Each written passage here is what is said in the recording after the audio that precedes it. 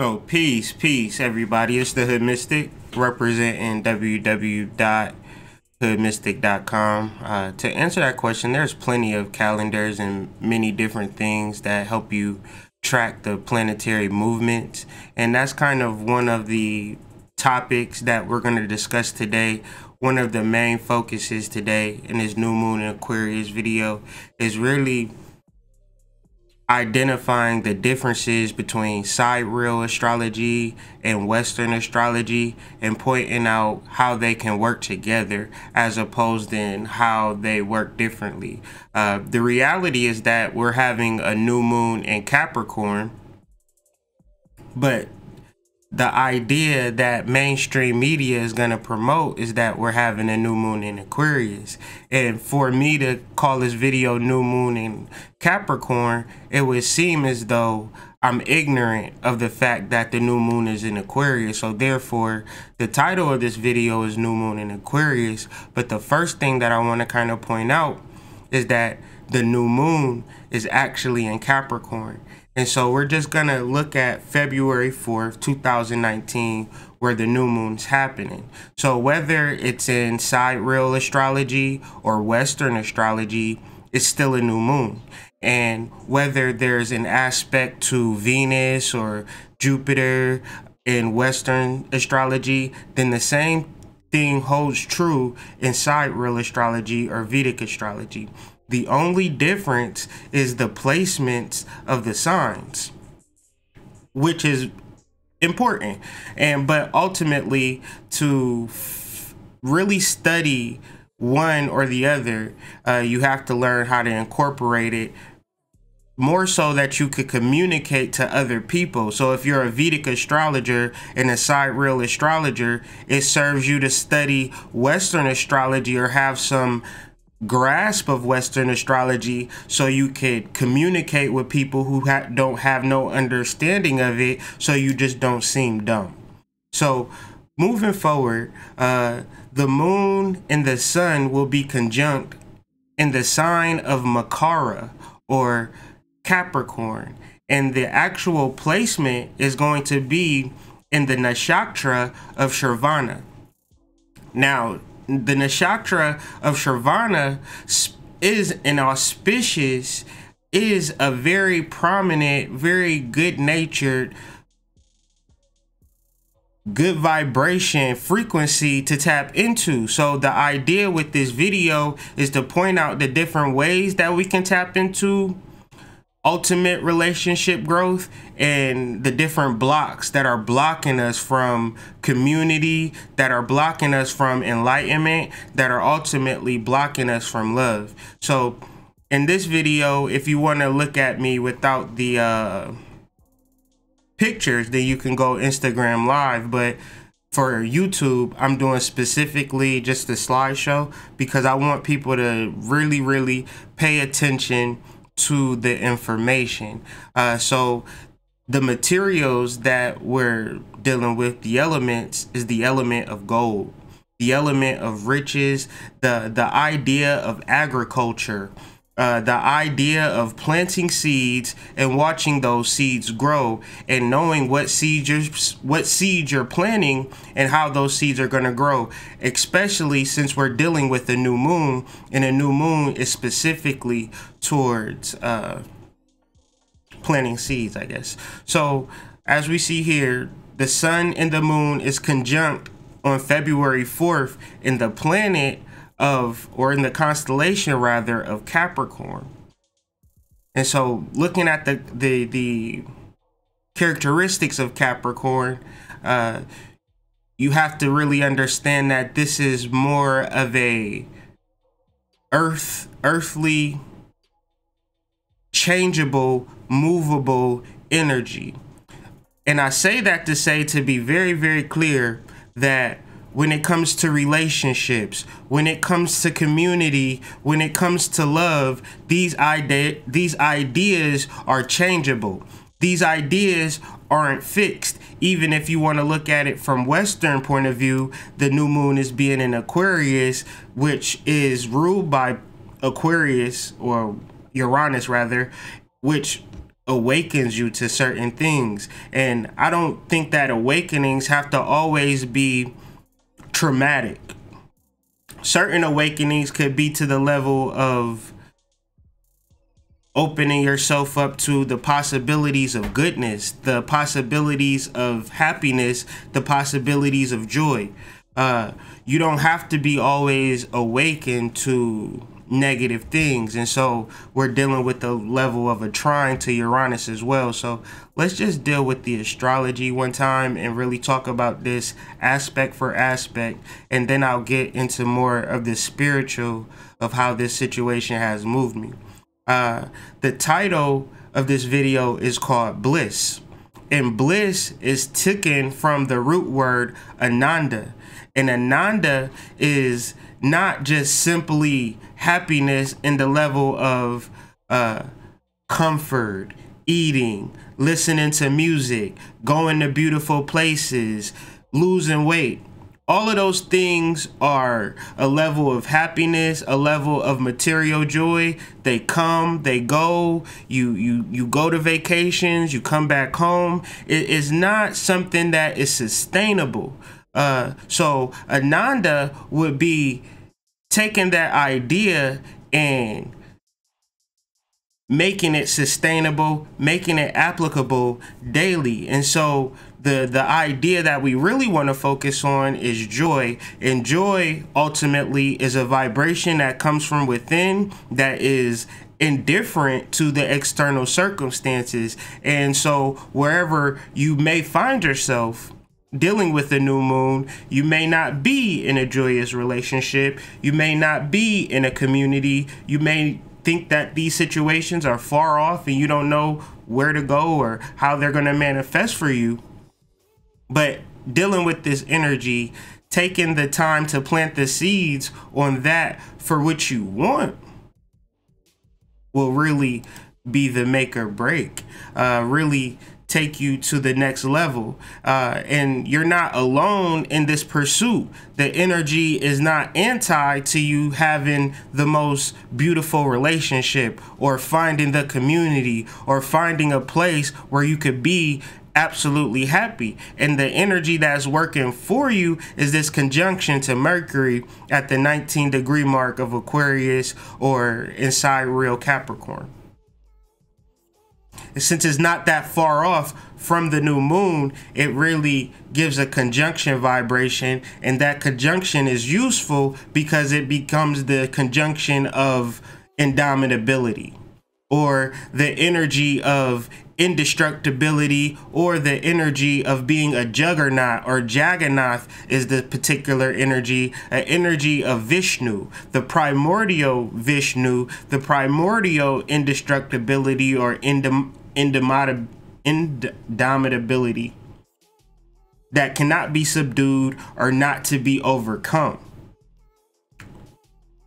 Where can you find your courage at? Where could you find your passion at? Where could you find that thing within you that is unstoppable?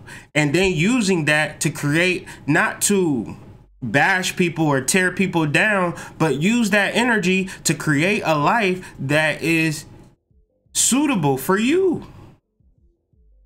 You have the ability and you have the resources. So follow me as we go and break down these aspects, and then break down the card, and then break down the spirit. And I'm going to let you know that you have more than enough ability, more than enough functions to attract that which you truly desire using your energy. And so I just want to first open us up to the energy of Jagannath, the juggernaut, the primordial force that is unstoppable within you, and bring that with the supreme blessedness, bring that energy with the Nanda. So if you want to conjunct all of these energies and put them all together so they create a new energy, and understand the agricultural nature of what the seeds that you should be planting, the love that you seek, the community that you seek, the partnerships that you seek, the relationships that you seek, you are in the driver's seat. And as I'm saying what I'm saying, you can clearly see the obstacles to creating those vibrations is the obstacles that you've created for yourself. And then this energy is sextile the new moon. All of that being this whole mixture of new energy that's entering on the planet, allowing us to set these seeds. Now, this energy is sextile Jupiter.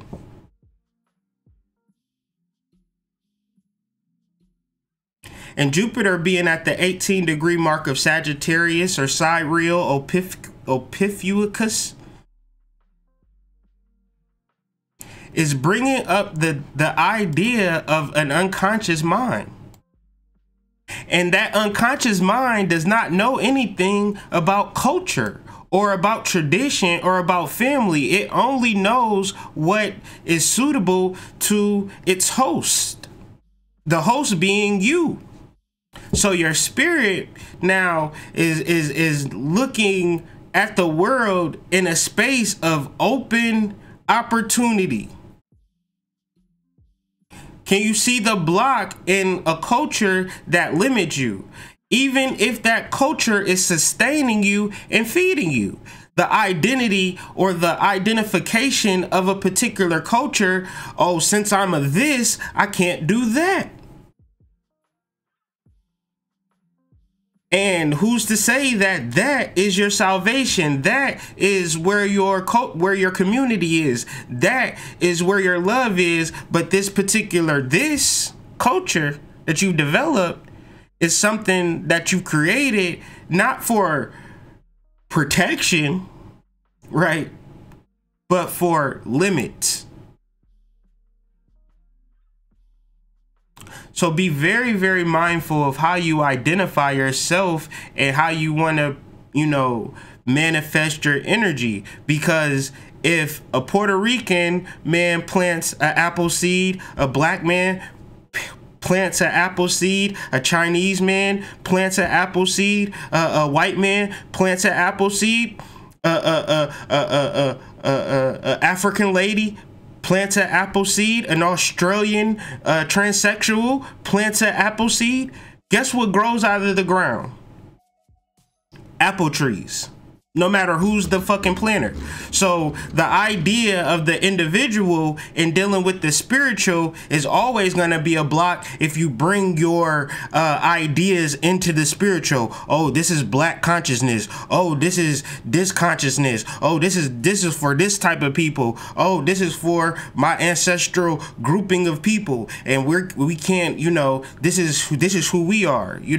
That's always going to be a limit. That's not a popular opinion, but if you really did the self-examination and understand, individuation and really doing the Kundalini work and really doing the chakra work, you alleviate and you bypass all of that shit. You deal purely with the purest form of you, which is the indestructible, indomitable force of nature, which is you. And tapping into that, realizing that, and bringing that to the surface, planting those seeds, you can really manifest that which you truly desire. Why do I say this? We want to bring to light another aspect of Venus in the first degree of Capricorn or sidereal Sagittarius. Maybe on the cups of Ophiuchus, not fully in the Capricorn yet, somewhere in the void, basically in the sky. But ultimately, we can look up and see, this is why Western astrology is good, because it gives you deacons and it gives you astrological Sabian symbols that tie in Vedic thought to every single Western astrology point. It's aligned with the fixed star. So the first degree of Capricorn Sabian symbol speaks to a particular level of authority. Authority being defined as the power or right to give orders, make decisions, and enforce obedience. Understand that everything that we're discussing here is metaphysical, so the authority then has to be turned inward. You have to take control. You have to give orders to your subconscious mind. You have to make decisions. You can't be in limbo in the void. You have to know what you want, make those decisions, give orders, and know what you want in life. This plays into everything that we discussed previously. It don't matter if you want to manifest love. It don't matter if you want to manifest community if there's no authority within. I can't meditate. I can't do this. I'm not good at attracting, and I'm not good at manifesting, and I manifest everything that I don't want, and blah, blah, blah. But see, let's backtrack. Let's digress for a minute. Let's talk about Venus and what Venus has been through since these past 3 or 4 months. Heavy retrograde. Still feeling the residual effects of the retrograde. I don't know about you, but I certainly am. And now that Venus is coming up out of that, really trying to really stretch her neck out, what does that give you? If you still haven't learned the lessons of past relationships and getting over those lessons, it's not to torment you. It's not because you would rather it be, you get over your ex, you find somebody else, you stun on your ex. That's what you would rather it be. You show out on your ex. But the reality is that's not really dealing with the real shit. And we're not saying deal with the real shit so you can deal with your torture and be tormented. No, we're saying it so you can gain power over your emotional frequency. Because that past relationship is truly distorting your emotional frequency. And the fact of distortion is that you can't gain authority through distortion. You need clarity. You need to know I'm over that shit. I'm past that shit and I need something different, or I was the bad person in the relationship. I'm the one that needs to change, not my partner. That was another lesson of the Venus retrograde. And not for you to hang your head down, I want to reiterate. It was simply to awaken you to the reality that you are more than your past, my nigga, my sister. Trine Uranus. And so Venus is trine Uranus. And I have this slide up in these quotes to double down on some shit that I'm about to say, because I know niggas would be looking at me like, yeah, but no. We fear no one knows our potential, ability, power, and talent. We fear to learn about our capability and capacity, so we keep it latent. We keep it hidden. We don't deal with it because we rather be hurt.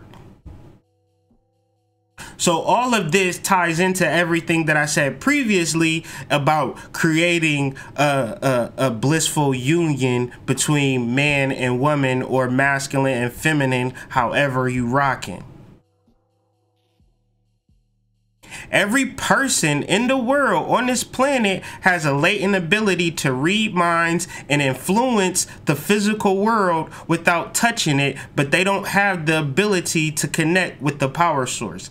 They have the ability to connect with the power source, but they not taking the time to connect with the power source because the external world is too seductive. It's too beautiful. The music too good. The food too good. The beaches is too beautiful. The vacation packages is too plush. The cruise packages, they take you to too many different places for you not to be enthralled and possessed with, you know, traveling and being in different places, which nothing wrong with traveling and being different places, but are you doing it because it's an extension of your inner being, or you're doing it because you don't want to deal with your inner being? So the external provides a good blanket, a good comforter for people to say, you know what? You the shit. You be going on trips 3 times a year. You got a good ass job. You got a good ass boyfriend. Your kids is smart and cute. All of that.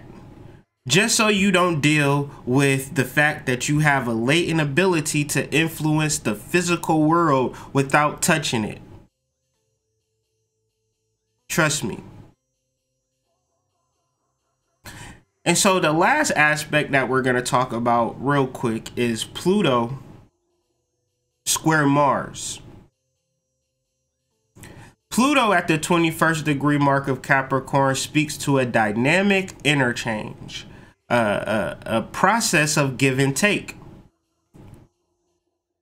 The idea is fitness, and fitness is defined as suited to the circumstances. So whatever circumstances that you find yourself in, you have to be dynamic in your interchange, meaning that the give and take, don't just be a giver, don't just be a taker, really focus on the give and take. Transformation. No more problems. Get over all types of shit. Because if you giving and people is not giving back, then you know I'm gonna have to leave the situation. Very simple shit. Relationships are about give and take. Not give and give, not take and take. Also, balance in that give and take. And these relationships are not for the sake of relationships. Let's not get that twisted. So it don't gotta be a sexual romantic relationship. It is just a simple give and take of dynamic inner exchange of masculine and feminine energy, which fuels you in all of your other shit that you're trying to do. There is a cliche that behind every strong black man is a strong black woman, and just use that as a context of understanding what I'm speaking to, because the relationship is the fuel to success. And people not gonna tell you that. People gonna tell you you could be single, or let me backtrack. It's not about a romantic sexual thing. It's about understanding the dynamic inner exchange of understanding your masculine counterpart or understanding your feminine counterpart, and understanding it from a view of introspection as opposed to already knowing what that other side is thinking, what that other side is feeling. Because this energy is square Mars, which presents a particular irreconcilability, a particular block, and that block is fecundity, F-E-C-U-N-D-I-T-Y.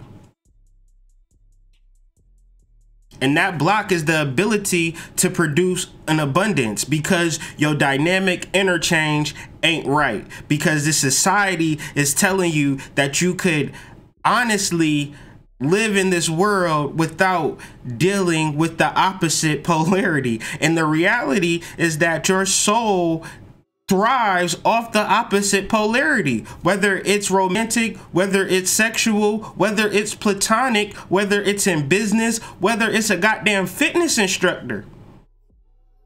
If you a man, you trying to lose weight, get a goddamn woman, pay for a woman fitness instructor. Don't take it to where your mind already takes it. Really look at it as a scientific formula to matching yourself and getting to a form of success, because that other polarity that you can't, this is slippery slope, but since you are a man, you can't be a woman, and vice versa. But I know that's debatable. But if you are the masculine polarity, you can't be the feminine polarity. If you're the assertive polarity, you can't be the passive polarity. You have to understand that these polarities work well in tandem. And understanding the tandem is actual transformation, because what you doing? You trying to placate your feminine side, which you don't have if you masculine, and you're doing more than you actually need to do in life. So when it comes to, yeah, I want to do this, yeah, I want to do that, but you taking care of this whole other side of you that you really could understand, that this give and take, this relationships and this process of community is very much intuitive and found within you. And this all ties back into creating the relationship and the love and the community, because the community, it can't be me in the community. It has to be the community in me. The community has to be one. The community shouldn't take away from my individual identity, but it should be something that builds me up. And I shouldn't just be taken from the community. I should also be given to the community as well. But you have to not think of it in the terms of trying to get the people in your neighborhood to fuck with you in your little reading business and things of that nature. Because there are more than enough people outside of your realm of thought that's willing to fuck with you, but you have to really find it within yourself to get outside of that lame ass idea of culture. So the cards of the day, we're going to take it from the minor arcana specific to the deacon, and then we're going to take it to the major arcana specific to the constellation. Okay. So the card specific to the deacon is the Six of Swords. And the Six of Swords, it looks like a mother and a child on a boat by a man being guided. But the actual backstory is that these are refugees. And the refugees don't know where they're going. And that person behind them steering the boat is their spirit guide.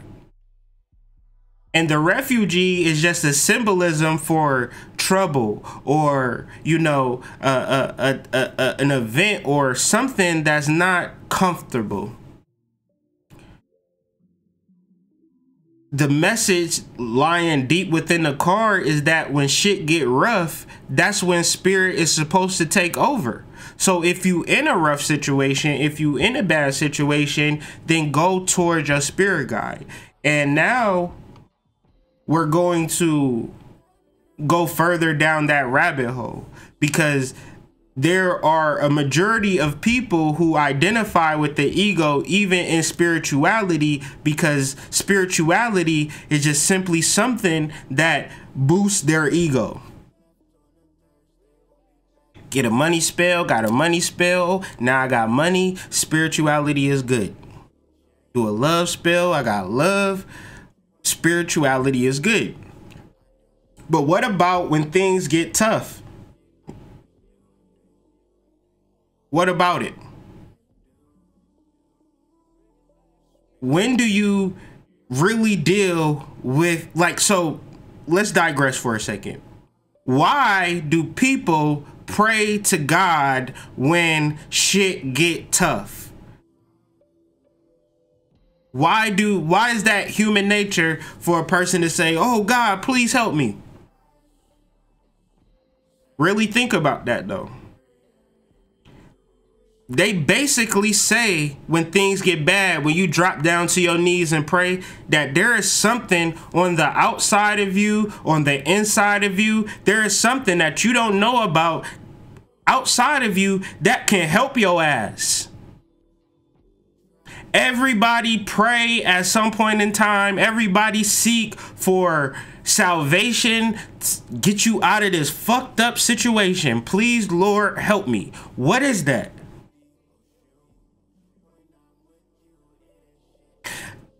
We can get into the conscious community and act as if, you know, we are outside of religion, or we don't even believe in God or the fact of anything outside of the physical world. And we just use the spirituality as a synthetic for a social construct of, you know, I just don't do the shit that they do, but I'm just like them because I still want the same shit that they want. I still listen to the same music that they listen to, you know, and then when shit get bad, I pray just like them. So I say that to say you don't have to deal with a spiritual guide. You don't have to deal with the celestial. You don't have to deal with the stars. You don't have to turn the hood mystic like, okay, hood mystic, I'm fucked up. I know you got something good to tell me. You always got something good to tell me, hood mystic. My nigga, because I'm always dealing with my higher self. I'm never not dealing with my higher self. And I don't have to wait for things to get bad to deal with the higher self. I can deal with the higher self now when shit is going gravy. Good. Because that's what's going to sustain me. And I don't have to worry about praying to God and wondering like, oh, can you please help me? Can you please save me? So the major arcana is actually the star. The star could also be called the guiding light. And it takes the deep realization that the chosen way is the right one. Pause. Whatever you're doing, wherever you're at, you're in the exact right place you need to be, because that's the exact right mind state you need to have to begin to change it in a positive way, because that negative feeling and a negative sensation, it creates more of the same.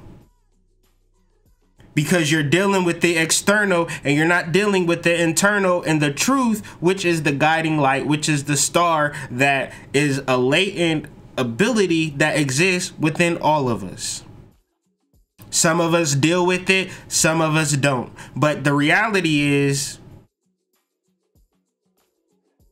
it's your choice.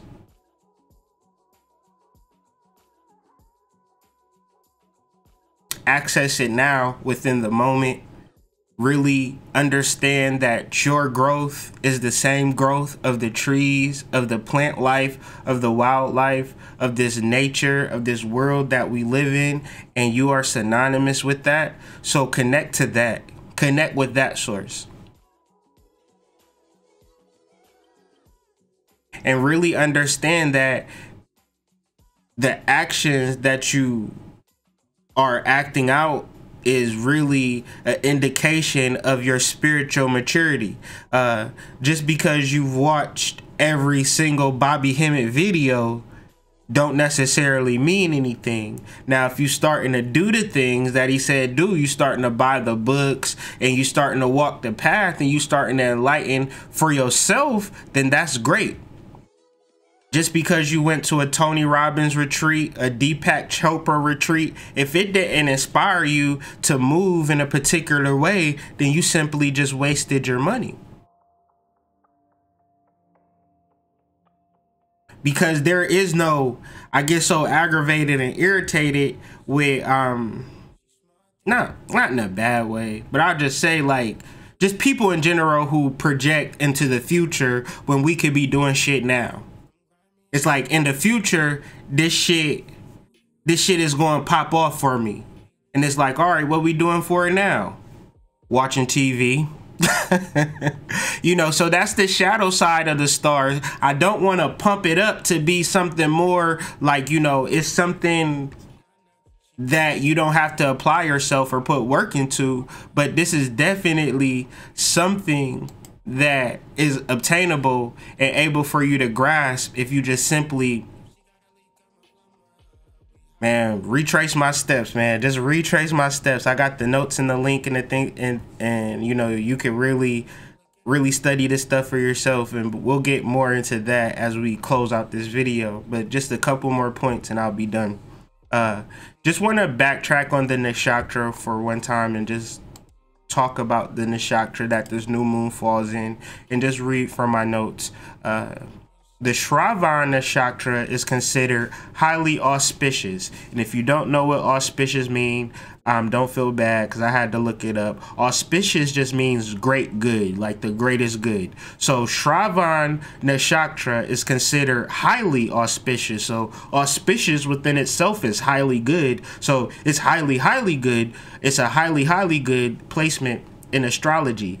The name of the nakshatra is derived from Shravan Kumar, a mythological character who attained exalted fame due to his utmost devotion and service to his aged and blind parents.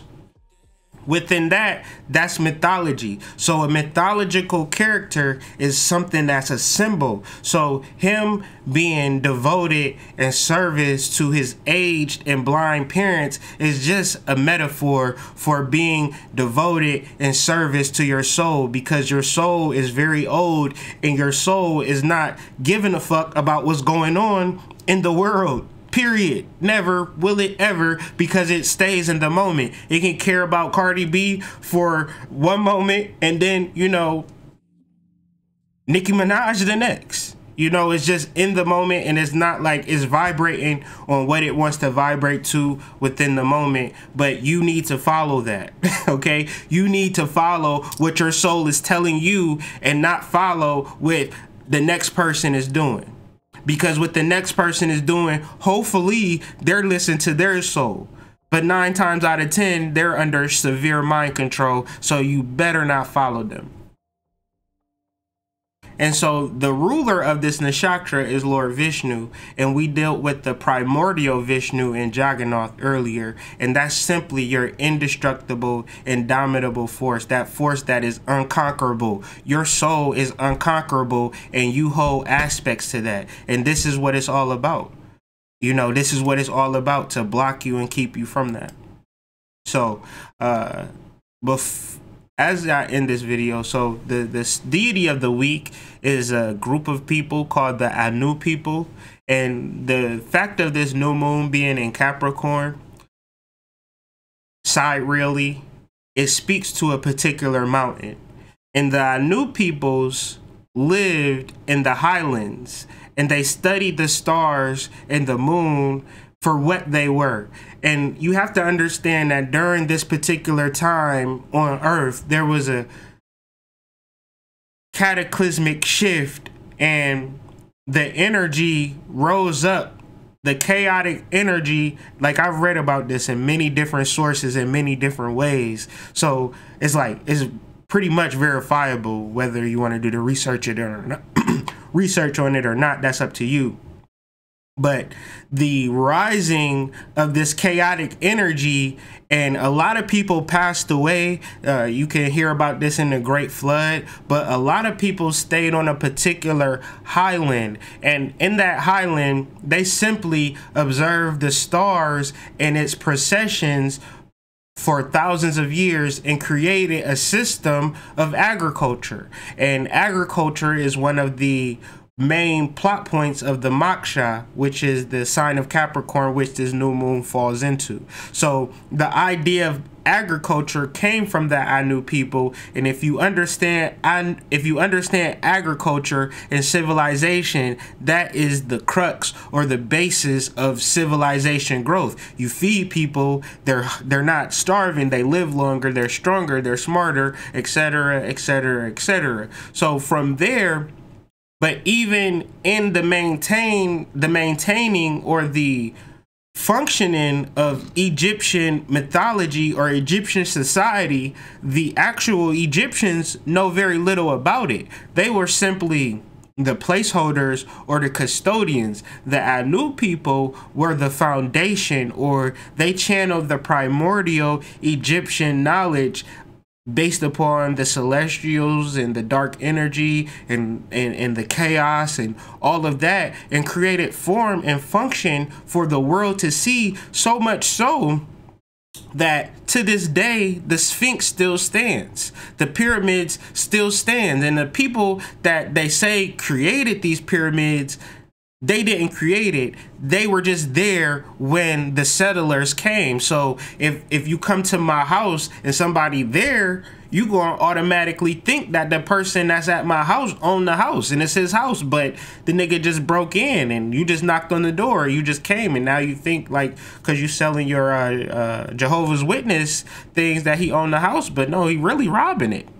You understand? So you don't necessarily know the real true depth until you actually do the research. And the Anu people are what they would call the pygmies, or the indigenous people that permeated civilization throughout the world and systematically have been suppressed, repressed, and murdered. And so you find these people, you find the term Anu, you find the short, melanated, pygmy type of person throughout the diaspora of the planet. You find the mounds, you find the pyramids throughout the planet, whether North, South America, Africa, Asia, it's everywhere. And these are the people, these are the deities, at least for my dreams. Like, you know, these people have been coming to me in my dreams and speaking to me in such a way. And this was spoken to me in such a way, my wife can bear witness if she was here, but I had a particular dream about a mountain. And this mountain was taken from the Thoth tablets, and Thoth was Thoth or Hermes, or what they call Mercury now. He was the last person who spoke from the Anu tradition. So they called Thoth the father of mathematics, astronomy, etc., writing, etc. But that wasn't the first time that mathematics and education, because you got to understand that life goes in processions. It rises, falls, rises up again, and there has to be a particular custodian of ancient knowledge, or else all of this information gets lost. What am I talking about? Nobody's talking about this shit. So therefore, I'm able to document this shit on YouTube, at least for now, because shit, don't nobody care about ancient Egyptian mythology at this point. Y'all would give all of this shit up for a couple $1 million.